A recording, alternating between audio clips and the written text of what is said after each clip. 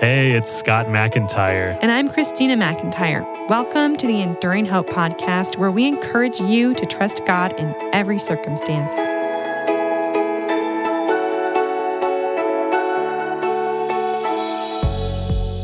I've been thinking about our old house in Tennessee. I miss that neighborhood sometimes. All the grass, we don't see much of that in Arizona. Yeah. All the neighborhood kids, and even our front door. I used to love seeing how excited our son Christian would get every time we got back home after a family walk. He was always overjoyed to spot our big green door. Yeah, I remember. And even after we moved, he would ask, "Where's my house with the green door?" Do you remember the bedtime story I would tell him? Yeah. He and I would search and search for the house with the green door. And once we found it, he'd open it slowly and find you waiting there with a big hug for us. He loved those stories. He sure did. I wonder, do you think it was the green door he loved so much or what it led to? I think both. You're probably right. The door was fun to spot, but it led to everything that made him feel at home and safe. Yeah. It led to security, and that's something we all desire. Yes, it is. Talking about that green door reminds me of something Jesus says in John 10, verse 9. He says, "I am the door. If anyone enters by me, he will be saved and will go in and out and find pasture." Jesus says he is the door, not just any door, but the door. When he says this, it's the third of 7 I am statements found in John's gospel, all pointing to his unique divine identity and purpose. I love that verse, and really the entire chapter. In the surrounding context, Jesus uses a lot of sheep and shepherd analogies, which of course the original audience would have completely understood.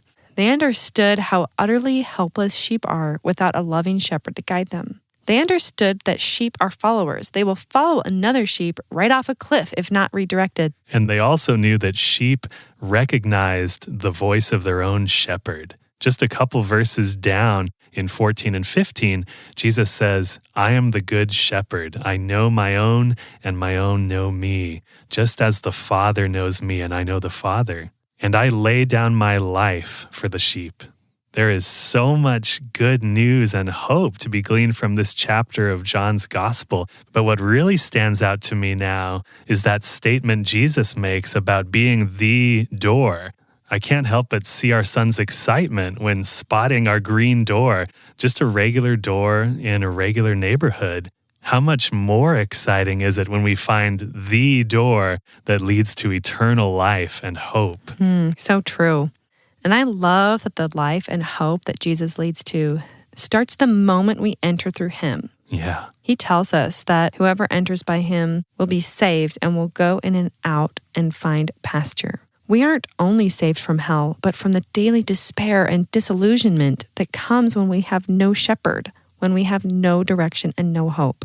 There are so many voices out there these days, all trying to lead us somewhere. But Jesus says when we listen to his voice and enter the safety and freedom he promises, we will find rest for our souls and eternal security. He's the door we are all looking for. He is. And I love what Jesus tells us in Luke 11:10. He says, "For everyone who asks receives, and the one who seeks finds. And to the one who knocks, it will be opened." This is an encouragement and a personal invitation for all of us to come to Jesus right now and as many times a day as we need to. If you're feeling lost and confused by all the doors presented to you each day, we want to encourage you to make time for the door. Set aside time to focus on Jesus. Clear your plate for even just a few minutes. Focus your mind on him and ask for his wisdom and truth. Look for him in your day. Knock on the door, and it will be open to you. And through him, we will find the true security and enduring hope we are aching for. If you haven't already, please follow and subscribe so we can continue to encourage you each week.